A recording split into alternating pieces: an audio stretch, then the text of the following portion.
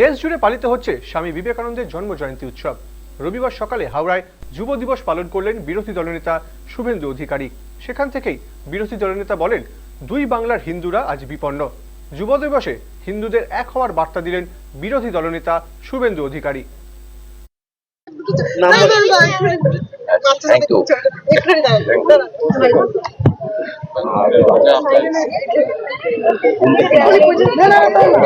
তাড়াতাড়ি করো,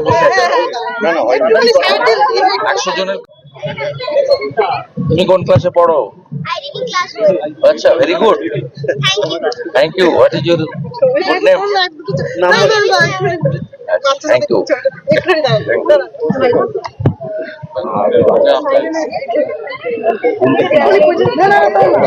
তাড়াতাড়ি করো, 100 জনের। তুমি কোন ক্লাসে পড়ো? আচ্ছা, very good, thank you. What is your good name? Hindu সমাজকে তিনি জাগ্রত করেছিলেন এবং বলেছিলেন সনাতনের কোনো বিকল্প নেই। আজকে সেই সনাতন বিপন্ন, ওপারের বাংলায় বিপন্ন, এপারের বাংলায় বিপন্ন। মুসলিম জানে যে তারা নরেন্দ্র মোদীকে রুখতে গেলে কোথায় ভোট দিতে হবে। তাদেরকে যদি বাড়ি প্রতি 1 কোটি টাকাও দেন, তারা ঠিক ভোটটা এমন জায়গায় দেবে যাতে বিজেপি হারে, তারা জানে। আর দুর্ভাগ্য এটাই, আমাদের হিন্দুরা 500-1000 টাকায় বিক্রি হয়।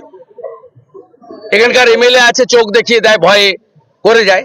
এইখানে স্টেডিয়ামের পাশে এতগুলো বাড়ি পুড়ে গেল, আমরা সহযোগিতা করতে চাইলাম, এমন ধমকে দিল, সহযোগিতা নেওয়ার সুযোগ নেই, টেরার করে রেখেছে।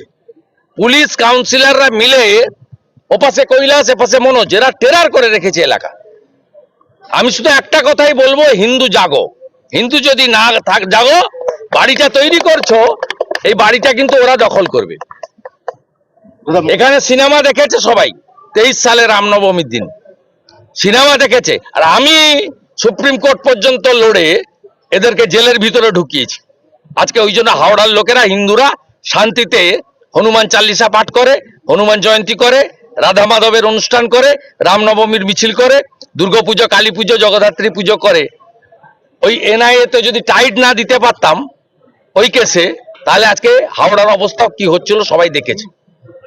কি হয়েছে ডোম জুড়ে দেখেছে সবাই, পিএম বস্তি শিবপুরে কি হয়েছে সবাই দেখেছে।